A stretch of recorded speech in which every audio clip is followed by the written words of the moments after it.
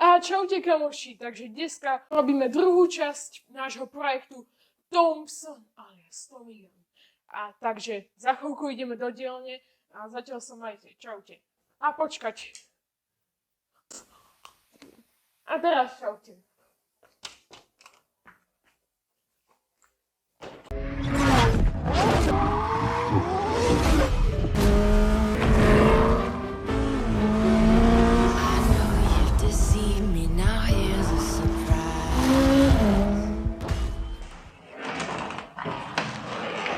Takže ľudia, ideme do najväčšej tajnej skríše na výrobu zbraní, tak ako v GTAčku.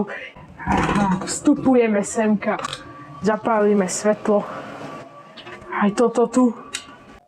Takže ľudia, ideme si zhrnúť, čo sme robili v minulom dieli. V minulom dieli sme si vytlačili šablónu Thompsona a potom sme ju vystrhli a nakoniec sme si s ňou skúsili zastierať.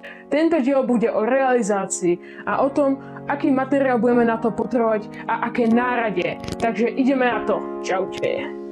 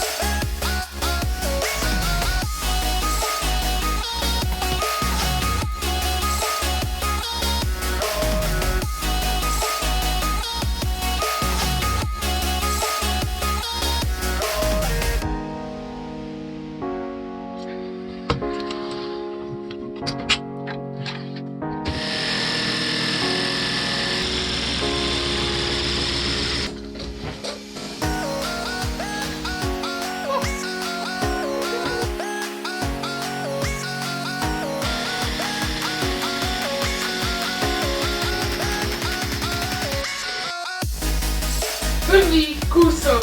Yes!